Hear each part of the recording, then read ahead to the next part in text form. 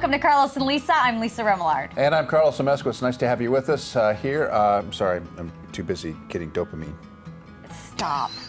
You're not I'm busy. Stimulating my brain. You're not. Yes, I am. Okay, so you've heard of, I heard this and I thought, oh my goodness, stimulated. only in California would this be a thing.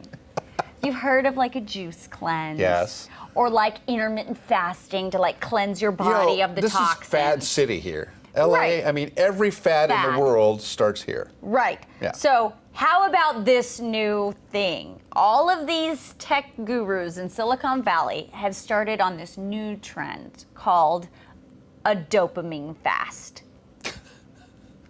Let that sink in for 2 seconds. Of course they've called that the dopamine fast. The dopamine fast. Basically, they are ridding themselves of devices, activities, or pleasures that trigger dopamine neurotransmitters in our brains. Dopamine, of course, is what gives us the reward sensation. Only geeks would call it dopamine cleanse.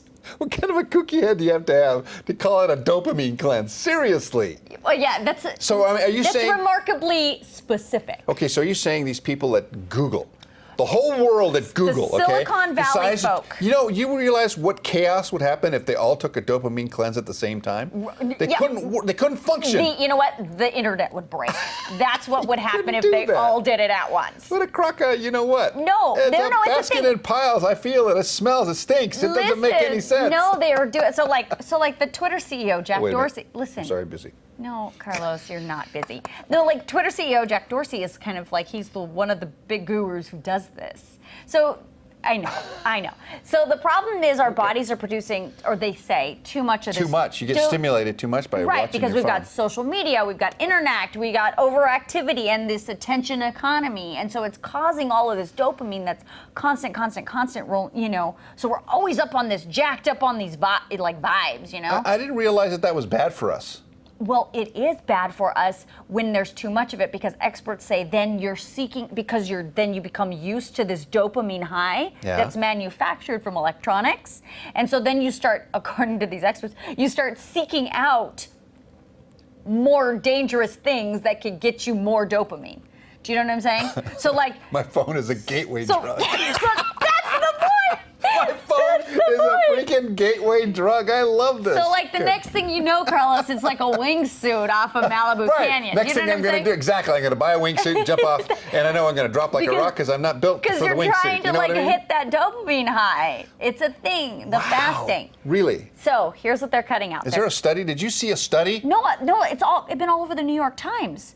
The New York Times have been reporting. The New York Times said it must be true. Well, the New York Times has been reporting about this quite a bit because, like, these big name Twitter, like, you know, Silicon Valley. Jack Dorsey, yeah. Like Zuckerberg, like this group, they're all into it. Well, they're all so rich they can take a dopamine break. Right. The rest of us need stimulation because we don't have all that money. Well, yeah, and we're always working. They get on a yacht and go to the cruise the Mediterranean. They're like, hey, I'm on a yeah, dopamine well, I'm on break. Don't worry about this $8 million yacht that I just so happen to be on too. But I would think the people, for example, who gamble, well, like that's one of those internet things. gambling and stuff like that. You're like, I see people addicted to their little card games and their video games and, you know, internet gambling when there's money and now this blockchain, Bitcoin nonsense that's going around. I'm sorry, I don't mean to call it nonsense, but I mean, people get addicted to the process and to the reward.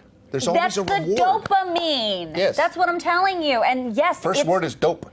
Yes, it is. And so and you're exactly right. That's what they're cutting out. Yeah. So they're cutting out smartphones, TV, internet, gaming, shopping, gambling, refined sugar, alcohol, nicotine, all of these things that create dopamine because it's like this stimulant. So they're cutting them all out. For like, some people are doing it for 30 minutes, or I'm sorry, for 30 days. Some people are doing it for longer. You can't live without technology for 30 days. None of us can. According to the guide on LinkedIn, you can. That's the whole challenge. 30-day dopamine fast. And so you live as a monk and in the quiet. You're a shriveled version of yourself. You're like a shell of your former self. All that dopamine just went out the window. Yeah. Yeah. Wow. Isn't that interesting? So the goal is to quit all of these highly addictive dopamine-inducing activities to try and give your brain the rest it needs, so you don't then go buy the wingsuit and jump off the canyon and try and hit that remember high. That car commercial where those guys all jump in the SUV and they go out into the woods and all of a sudden there's no internet, and they go, this is the perfect spot, because none of them could use their phones for anything. And the commercial was, go to places that you can't be stimulated. There's no dopamine. You just take in the stars and the air and all of that. I like that. I like the idea of it too. I mean, I don't know. I mean, unless you're rich and famous, I just don't know how you could do it. I mean, like, I get the cutting out the gambling. Yes. Like, I could see that. Right. If that's your thing. And over shopping, shopaholicking. Well, that's a thing too. Because, by the way, they have also now categorized online shopping as an addiction. I just want you to know. Yeah. So, like, all of these things that create this dopamine. We've done stories on people who have massive withdrawals when they leave their phone at home, when they go to work. Sure. They literally almost have a heart attack because they can't function Function. without knowing what's going on. This fear of missing out thing FOMO is huge. real. FOMO. I mean, it's nuts. Yeah. And people, like, they go crazy. I mean, when we worked together in San Diego, a couple of our people on occasion would leave their phones at home. Oh, yeah. They'd have to go back home. And by people, do you mean you Me. and me? Because that happened to both of us. I remember those days because it was like, we can't do the show. We can't do that. Who's bringing our phones? But look, our business, we rely on information to do what we do. I know. To provide you the kind of information you've grown accustomed to. We are connected to all things. Right? So it makes us crazy.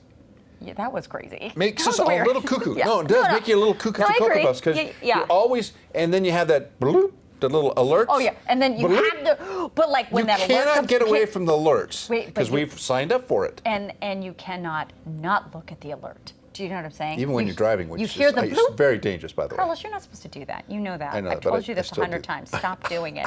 But you hear the bloop, and then you're like, wait, I have to check. Who's calling Who's me? calling me? What's Who's happening? checking? What's that? Who's texting me? What's going on? You don't Dopamine. need to answer anything. Yeah, Dopamine. That is dopamine. Part of the reason why it's called dope. It's a reward sensation. It's an immediate pleasure. It's an immediate thing. And so the problem is we have too much of it in this society. And so these geniuses in Silicon Valley have discovered the fast. So you're 30-day fast. You're old enough and young enough to have remembered before cell phones. Life that's how I grew up. before mobile phones. Yes. Okay, so we both grew up without mobile phones. We had a phone at home. We had no technology. And a phone at work. Nothing Yes. in between. Like a hard line. Yeah. Yes. We listen to radio. So we're still getting dopamine that way. I did have the television. You're still getting stimulated because I listened to talk radio and news radio, so I would be informed. Right? But is it a different kind of dopamine, or is it the same kind No, of? it's the same. It's just we're overloaded with it because we all have this in our pocket. Yeah. It's and the so same. well packaged too. Yeah. I mean, it's beautiful. It's stimulating. It is a drug. It's literally totally a like drug. any drug out there. So anyway, Wow. the dopamine fast is a thing.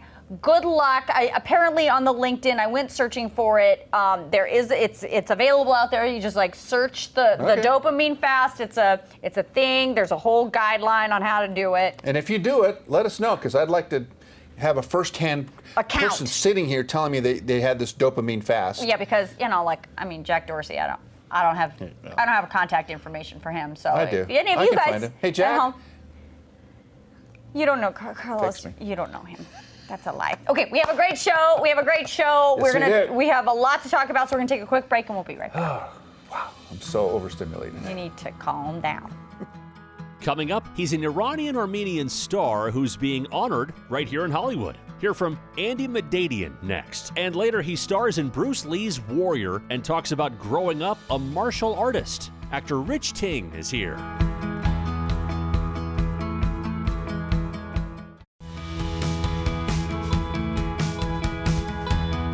This portion of Carlos and Lisa is brought to you by Amalfi Estates. آسمون عیده میرم به خونمون داد میزنم ای جان ای جان ای جان دارم میرم به تهران دارم میرم به تهران دارم میرم به تهران دارم میرم به تهران ناز من بهار میاد. That is a party. I just want to sing along. I just want you to know that is indeed LaToya Jackson with our next guest. He will be the first Iranian-Armenian American to get a star on the Hollywood Walk of Fame in early 2020. He has millions of fans all over the world, and of course 2 more here. And now Andy Madadian is here to talk about his career in America and that cool look. You have the look of a star, and Thank it's you. so amazing to have you here. Thank you so much. Tell It's me about my that pleasure. video. That looks like a lot of fun. It was a lot of fun. I mean, Latoya is just magical. She shows up on the stage, and then you see this bright light. And plus, imagine she's singing in Farsi. Yeah. It's the first time she's singing in Farsi, but she's so comfortable. It's like she's known the language all her life, and then she sings and she dances. The vibe around her is so positive. Everybody just loves her. And You were born to be a rock star. Yeah, I was gonna say everybody loves you too. Because look at, I have a lot of friends, a lot of Persian friends, and I was just telling you, you Persians, you guys know how to party, and it shows in all of your music videos. Yes, it's true. You have to come to one of our weddings or concerts. Oh, I've been, and it is a party, Yeah, and it is so everybody's much fun. dancing, and it's this Yes. whole thing. So tell me who you've worked with here in America that most stands out in your mind. I know you've worked with Bon Jovi. Yes, of course, that was a great honor. He's one of the best rock artists in the world and a great person, great humanitarian. Oh, there you are, singing with him right there. Yes. And he's singing Farsi too. He's singing in Farsi too. How do you get big stars like that to sing in Farsi? Do you just pick up the phone, you call them? How does it happen? Habla Farsi? Yeah, exactly. How does that happen? There was a great purpose and a cause behind this. There was the election in Iran. People were not happy with the election. This is 10 years ago. And this song, Stand By Me, is telling the world that we will stand with you if you don't have a voice, if people cannot hear you, we can be your voice. So that's where this song is coming from. And it made a big difference in the movement people had inside Iran, very peaceful movement, but this gave them a voice. I was on CNN, I was on every major American TV, and people heard the Iranian struggle for What's interesting to me is that we have a vision of what Iran is like and what Tehran is like, and I've traveled to the Middle East, and I've seen it from a completely different side, and you reflect that new modern vision of what the Middle East is and what Iran is. Do you think people need to learn that a little bit more? Well, the more we learn about Iran and Tehran and people, the more we know people of Iran love America, love Americans. They love American culture, the food, the girls, the sexy, the Hollywood. It's just that our media never reflects that side of Iranians. And so it's my job. It's my job to say, hey, we are party animals, we're fun people. Well, you're doing a good job. Yeah, you're killing the game there. Absolutely. Okay, so what's new with your music? What's happening with your music? What's Where the can latest? we see you? Yeah, I have 2 American songs coming out in 2020 to coincide with the star on Hollywood Boulevard. And one of them is going to be in an American movie called American Fighter, which is a sequel to American Wrestler. Came out last year. My wife, Shani, wrote both songs, and I have the honor of singing them. So you're going to sing in English? Yes, these are songs in English. Oh, that's exciting. Yes, it is. For me, it's very exciting. I grew up with American rock, American and British rock. Rod Stewart, Chicago, Kansas. Yeah. And so that comes very organic and naturally to me. But it's still in the style of the Iranian, Armenian, American. It's a fusion Vibe, of that yeah. kind of music. So it's fun and exciting. So I know that you taught Latoya how to say a few words in Farsi to do that. Can you teach us like 2 words that we could say that would get us feeling like we were in the party? You can just say salam. Well, salam, that's easy, but okay, it's something a little Yes. like a phrase like I love you. How would you say I love you in Farsi? Dost daram. Duset dorem. You ready? That's not bad. Duset Duset dorem. Duset dorem. That's not bad. Okay. If you say that, you'll be in trouble. Well, I hope so. That's the whole idea. Okay, and the big star on the Walk of Fame is coming in 2020. Congratulations. Congratulations. What a That's a wonderful big honor. Yes. Thank you so much. It definitely is. For me, I grew up knowing and learning about America through Hollywood. And imagine you're in Iran, you're watching TV, and you watch Hollywood movies, and you say, wow, what a beautiful country. I want to be there. And now I'm part of it. I'm part of Hollywood. So it's a great honor. And I'm going to do my best to promote the best side of the American culture and the Hollywood culture. Yeah. Well, we're so happy to have you here. And What an honor. people can come to your to that day, the unveiling. How do they find you? Yes, my suggestion is to go to my social media. What Best is- place would be Andy Music 1 on Instagram. Okay. And Andy Madadian on Twitter. All right. Great. If you forget it, just Google Andy Music, and Andy you'll Music. find me. And all the party. You'll find the party on the You'll videos find the too. people. And my publicist insisted Okay. that I say, Yeah. Roger is my great friend and my publicist. He insisted, don't forget, you tell people 9 days before the unveiling. Yes. It will be announced. Well, on we look the forward to seeing you social there. Media. Congratulations. Thank you for being Great here. to have you here, My Andy. pleasure. Thank you. You guys are so much fun. We need to have you back when your American, your English songs come are with out. the star. Yes, oh, bring the star. Yes. All right, we'll be And right to all back. you Farsi ladies, do said do them, man. Oh, Carlos. Still ahead, she is our favorite adventurer. Kinga Philipps is diving into the Galapagos Islands. That's next.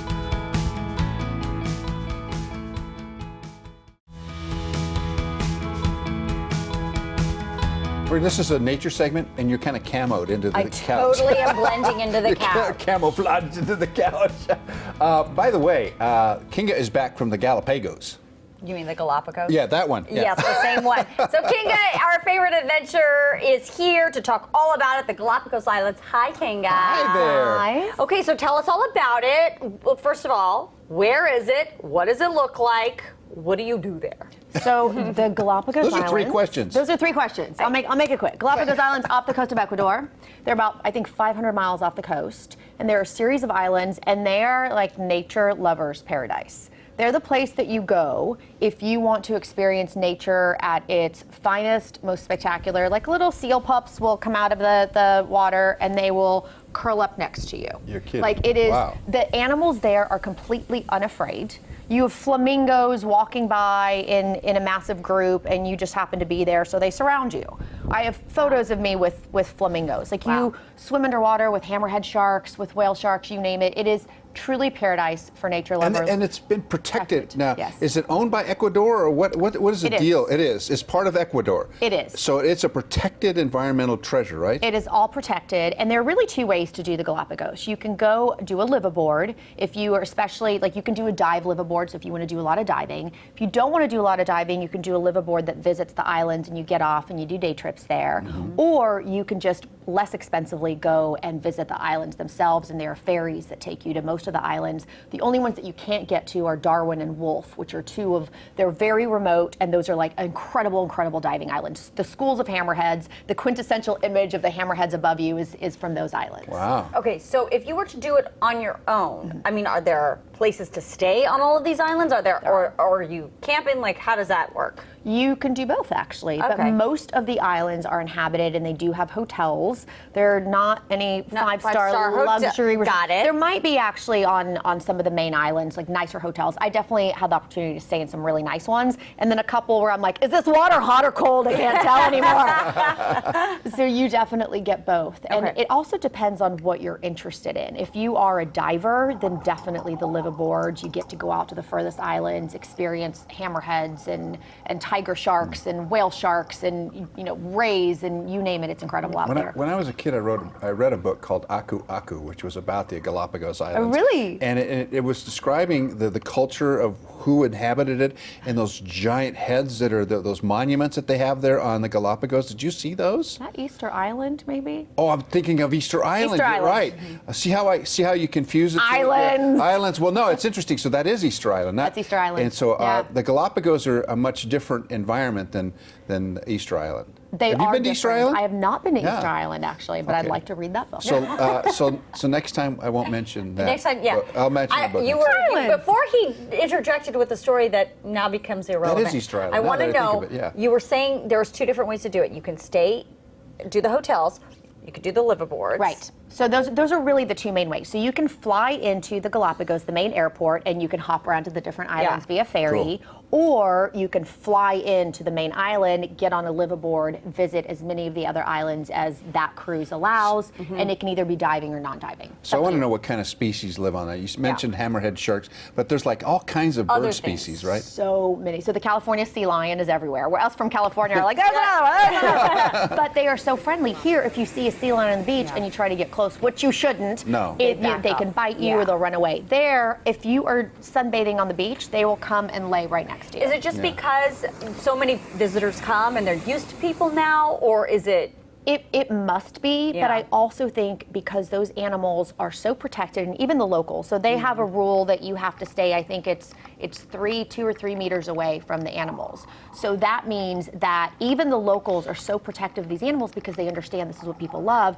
that if you squat down and take a photo, people will say, oh, you're a little too close. And they're not rude about it, but they're just kindly protecting the animals. So you have the sea lions there, you have the iguanas, which are as cool as everyone tells you. They spray salt. There's marine iguanas and there are terrestrial iguanas. And the marine ones swim around and they eat Are they enormous? They're enormous. They're enormous. Yes, exactly. So they're eating like little bits of seaweed and stuff from the rocks and moss, and then they spray the salt out of their nose. So you would fly into Quito and then go to the coast, or what? You fly into Quito, so you fly in Ecuador to Quito, exactly, and then you fly on to one of the 2 main islands where there's an airport, and from there you can expand out via ferry or via liveaboard. Fantastic, what a great adventure. I'd love to do that. Easter Island next. Easter Island next. Okay, so the challenge is to go to Easter Island so I can talk about my book.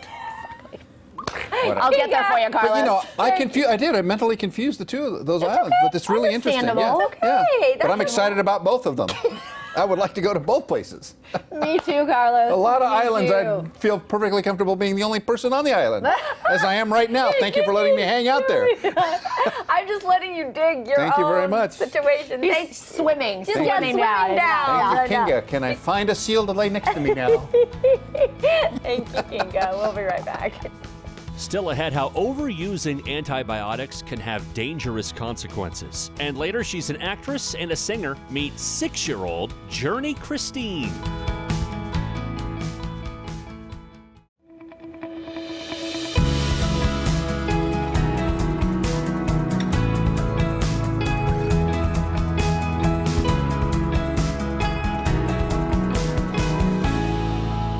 Hello, and welcome back to Carlos and Lisa. I'm Lisa Remillard. And I'm Carlos Amezcua. Have you ever heard of super germs? You know, germs that cause infections that antibiotics cannot cure. Well, according to a newly released Center for Disease Control report, these drug-resistant germs are a much larger public threat than we once thought. Yeah, we spoke with Michael Craig, a CDC senior advisor on antibiotic resistance, on just how big a threat these germs are. So superbugs are drug-resistant germs that can fight the drugs that are designed to treat them. And ultimately, we identify 18 different threats in our new report and highlight that the problem of antibiotic resistance in the U.S. is worse than we previously thought. The report finds that drug-resistant germs sicken about 3 million people every year in the U.S. and kill 35,000. That means that someone in the U.S. gets an antibiotic-resistant infection every 11 seconds, and every 15 seconds someone dies from it. It's frightening. I mean, this is really scary stuff. So where do these bugs even come from? No new classes of antibiotics have been released in more than 3 decades, and Michael says the germs have become super smart and they've started mutating and teaching each other how to fight off antibiotics. So there's a lot of different ways, but it really comes down to the germs are surviving. Then they come up with unique ways to outwit us and outwit the drugs that we've designed to kill them. And they come up with ways that they not only can persist and fight those drugs, but they also come up with ways that they can actually share what they've learned with other germs. And so they can really crowdsource their knowledge of how to fight antibiotics with each other. And that causes resistance to spread even further. Wait a minute, so you mean they're teaching themselves? That is the craziest thing I have ever heard. At the cellular level. I mean, this is really interesting to, when you mutate and then they change and then they alter because there's a resistance, and so they alter their makeup, their structure. and then antibiotics don't work against them. And then couple that with the fact that no new classes of antibiotics have been created, and then you've got the issue. And the other issue is, and you were talking about this, from other countries. I mean, this is not unique to the United States. I mean, super germs like this are from all over the world. Yeah, we think about this. You know, we live in such a clean society in the U.S. You know, everything's very sanitary, and you go to third world countries and you just go, wow, it's like a whole nother world. I mean, you really don't, you can't comprehend some places that are so filthy that people live there. You think, oh, this is a place where super germs would, but no. Yeah. It happens in the cleanest hospitals in America, too. It absolutely does. The cleanest hospitals in Switzerland. Well, and the thing is that people are traveling back and forth, and so these drug-resistant, you know, antibodies, these super germs are coming here, they're going over there, and they're just getting passed around. Right. So that's the issue. So what can we do to fix it? Michael says creating more antibiotics isn't necessarily the answer. Instead, better tests and tools need to be developed for doctors to determine whether a patient really needs antibiotics or not. Resistance also increases when antibiotics are overused in our food, like animals. In fact, 20% of all drug-resistant infections come from the food we eat.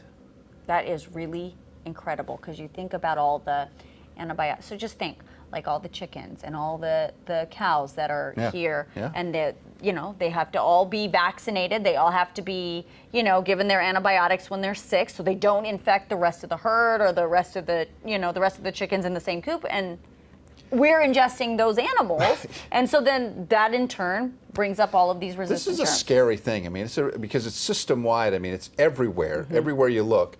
And I liked one of the things that he said about washing your hands, that combating a super germ can be as simple an act as just washing your hands with soap and warm water. Because then you're not getting sick in the first place. Right. Like you're not having so that somehow happen to you. The way we transfer, we transfer germs every time we touch. And if you just keep your hands clean, not overdo it, but generally keep yourself clean, that's not going to happen. You're not going to transfer germs, which is why when I get on an airplane, I'm wiping everything down. And people look at me like I'm cuckoo. No. But I still do that. No, you have to. I don't want super germs on a plane. No. And you don't want to be transmitted, because who knows what's around there. So while people with weakened immune systems like cancer patients and the elderly are the most at risk, no one is actually immune to these drug-resistant germs. So what can we do to protect ourselves? Michael says it's up to us as people and patients to only take antibiotics when they are absolutely necessary.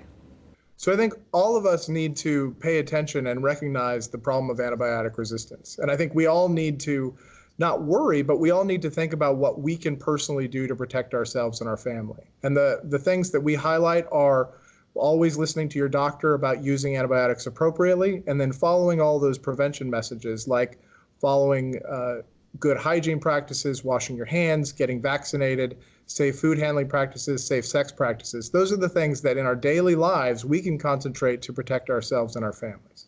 See, he was talking about the hand washing that you were just talking about. And the other thing that's really important is, if you have a cold, you can't have an antibiotic for that. You know what I'm saying? No, there's just certain things that you just have to understand.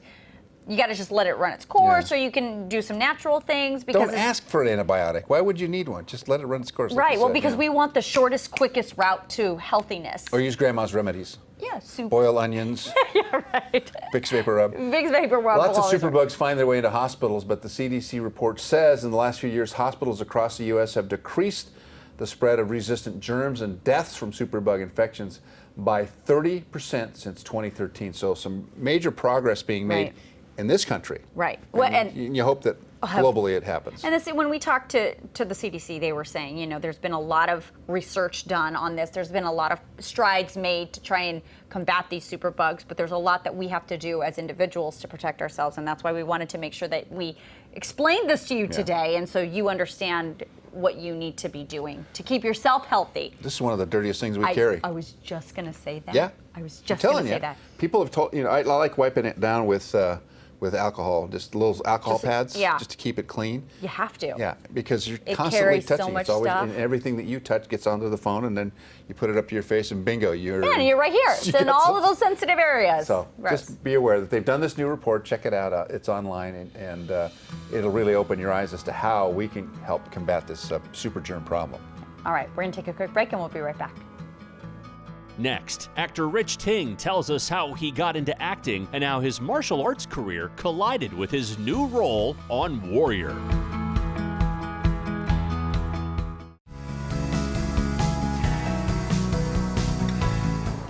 You know who we are? Yeah, black and red. Upway. 3 bulls, huh? Nah, I don't think so. I'm guessing they don't pay you to do the thinking. Whoa! He is a martial artist who began his training at the age of 4 in Taekwondo, and now he's using his black belt skills on the big and small screen. He was about to do it right there. He did a cigarette, cut a cigarette down. I guess they don't pay you to think. Yeah. Bam! Rich Ting is here to talk about his show on Bruce Lee Cinemax series called Warrior. Nice to have you, Rich. Hello. So how's a nice guy like you play such a tough guy on screen? Well, thank you for that. I like to consider myself a nice guy. Yeah, no, you're terrific. I think I just channel a lot of my youth. We'll leave it at that. A lot of my high school days. And yeah, you know what? It's just been a crazy adventure. It's been a crazy journey. And you know, I get paid to revisit my past and to pull out these tools and all these little secrets that people don't know about, and I get to showcase them for the world. Yeah. So I was watching the trailer for Warrior, and like Carlos was showing it to me in the newsroom, and I was like, there was a point when when people were getting flipped over, like necks cracked. I was like, I can't watch it. Is it so fun for you to play these characters and kind of bring back all that Taekwondo? I mean, yeah, I can't say enough. You know, and I think the most important thing, I think the most fun thing about all that stunt choreography is the fact that it's safe. You know, to me, I kind of laugh every time I see something like that in its final production, because the goal is to make it not look rehearsed, right? Sure. To make it look very organic, spontaneous, in the moment. And that's not easy to do, by the way. No, and I get spoiled because I get to work with all these amazing stunt guys and stunt coordinators that, you know, we basically dance, you know, and the trick is to make it look like a non-choreographed dance. Do you ever look at them when they're choreographing something, you're like, I'm an actual black belt, and that's not how we do it? Well, you know what's funny about that is I actually want to go the opposite in the sense where I almost want to show up and say, I can't do that. So what do you need me to do? If you need me to throw a punch and then give the face, you know, I can do that. But then they go, no, we know your history.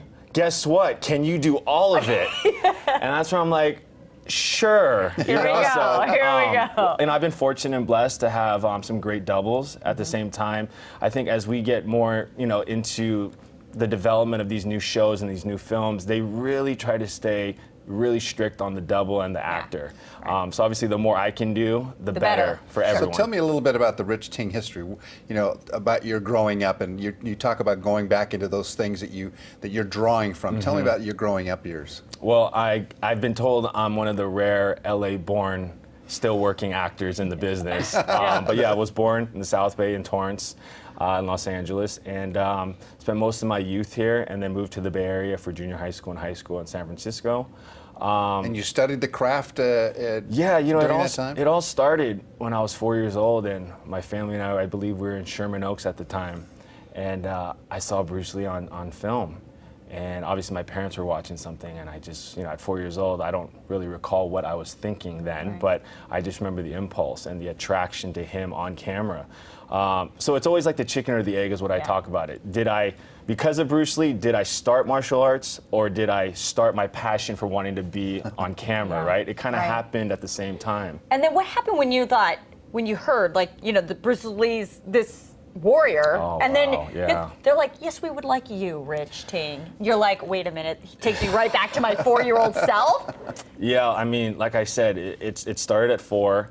And you know, it's something that I got my black belt at the age of 13, and obviously throughout high school and college, I started focusing more on football and some of the other sports, which I ended up playing in college. Played at Yale, right? I was fortunate to play football at Yale. Played 4 years, and that was a phenomenal experience. But back to your question, yeah, you know, one thing about this business is that I've trained myself to really not get too ahead of myself.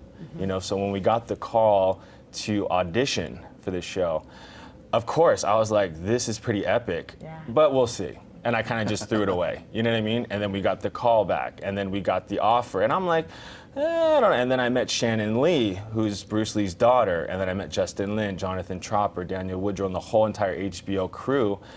I was like, okay, maybe this is real. That takes a lot of discipline not to be completely blown away by it. That's what the industry has done, though. It's Right. really disciplined me to not get overexcited because a lot of energy is wasted in Yeah. that sense. So. And we also see you in Man in the High Castle. Yes. That's which out now, too. Which just recently came out. So excited about season 4. Unfortunately, it's the final season, but so blessed to be a part of this High Castle family, you know. Yeah, people love you. Is there something that you'd like to, some kind of role that you would like that has no martial arts attached to it at all? Is there something you wish you could do that maybe you haven't done yet? Well, what's funny is that, you know, I wouldn't say I've been typecasted yet, but a lot of things that we end up booking and come my way are a little bit more on the action genre side. Sure. Cool enough, a recent show we just filmed was CBS's new show coming out in 2020 called Tommy, which stars Edie Falco. So I play, and I don't know if I can say what I play, because I don't know, but Well, let's not get in trouble. Yeah, But is it a dramatic role?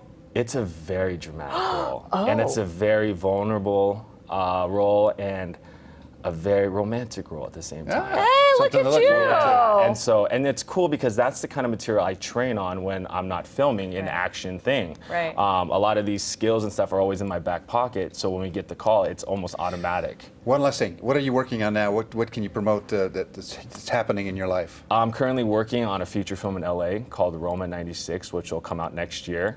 And very excited to say that I'm working with Jeff Bridges right now on his new show called The Old Man. How awesome is that? And that kind of jumps back into the action genre for me a little bit. But all I can say about that is we start filming in January, but we've been rehearsing since, I think, late November. Oh my. So not to foreshadow anything, but for an FX show, that's a TV series, to prep 2-3 months ahead.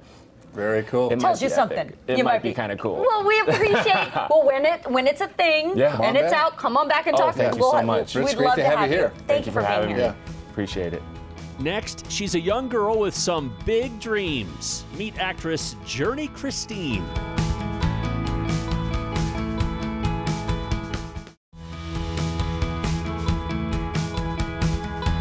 She is in a new Netflix movie called Let It Snow, and she just released her first single called Work. Yeah, Journey Christine's a huge star in a little package. She's right here, 6 years old, and just a bundle of energy. Hi, Journey. Hi. You got to miss school today? Did you tell? Don't tell anybody. Shh. Don't tell them. I'm not. What grade are you in? First. First grade. Okay, so let's talk about the movie, Let It Snow. It's on Netflix. Yeah. Tell me what happened when they told you that you got the part. I got excited. I just went upstairs and I was like, I was jumping on my bed. I took off my mattress. I was like, yes, I get my movie! And what part do you play in the movie? Lo? And who was Lo? Is she somebody's daughter? Yeah. Uh-huh. And tell me about Let It Snow. What is the story about? It's about like me like building a snowman, and then it's about like love and like getting together and stuff. I know. I saw some. I know that you like to perform. So do you perform all the time? For your family, for your friends, you sing, you dance? I perform like sometimes, but not like every single day. I perform like in like a month or in a week, and then I perform work. Yeah. Oh yes, work. Okay, so let's talk about work. So Work is your song. Did you come up with the words for it? Or did somebody help you with the words?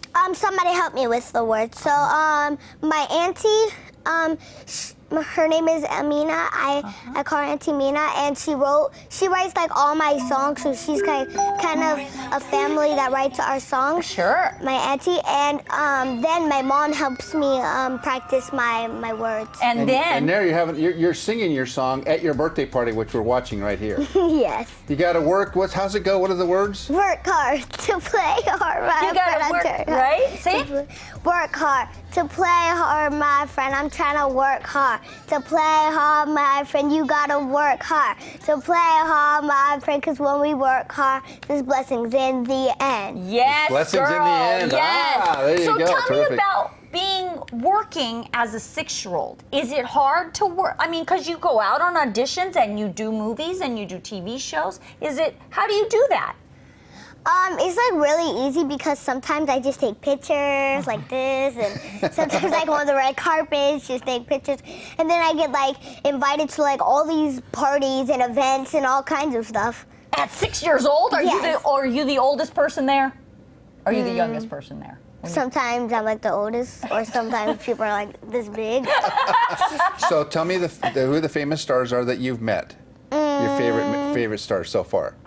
JoJo Siwa. You met JoJo? Wow. Yeah. Tell me about JoJo.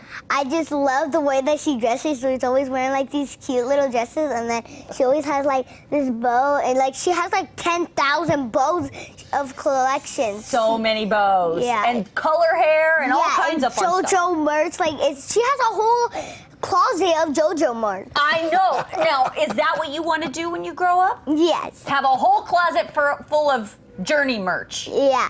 What kind of merch would you like to have? I love fanny packs, so I'll have like these kind of fanny packs and Journey shirts that say Journey Kirsting with a little heart for the eye, and like some little wigs. Oh. Wait. She's got the whole thing figured Two out. ponytail wigs, or like an afro wig, because my mommy always puts like one ponytail, two ponytails, Wow. one Yes. ponytail out, fro hair. I would love to see you do that. So tell me, what do your friends say at school when they know you're in movies? and What do they stuff, say yeah. to you? They say, Journey, I saw you on a commercial. Journey, I saw your Let It Snow movie. It's so cute. I saw you. Yeah. And then sometimes when I dress up nice and cute, they're always like, you look so cute, Journey. I never saw you wear that to school before. Do you sign autographs and pictures and things? Sometimes I have to bring my autograph with me on it, or sometimes I don't really actually do that anymore, because I'm 6 years old now, and then my other autograph, my old one, says that I'm 5. Oh, yeah. So You gotta get That new year, pictures. yeah. We It's can't- totally different, Carlos. It's totally so different. when you grow up, when you get to be 12 or 13, what do you want to be doing? Big movies? Yes, I like to act. No, of course. Travel around the world. Because sometimes. Have you traveled recently? Yeah, I went to Hawaii. I went to Canada, and I don't remember the last Very one. nice. All right, so traveling around the world, you're going to continue to act, and we're going to see you in some big movies. And lots of merch. And lots of Journey merch. Well, Yes. Journey, we can't wait to see it. What's the next film is called what? No running. What is it called? No running. No running. That's Okay. the next film we will see you in. But right now, we can see you in Let It Snow on Netflix. Yes. All right. Journey, Thank so you, nice to Journey. meet you. Nice to meet Thanks you. for coming. You're welcome. You come Okay. back? Of course. There you go. I like it. We'll be right back. Tomorrow on Carlos and Lisa, she's a former journalist with her own beauty line. Meet Bianca de la Garza. Plus, Michaela DeEtte performs in the BeondTV music series.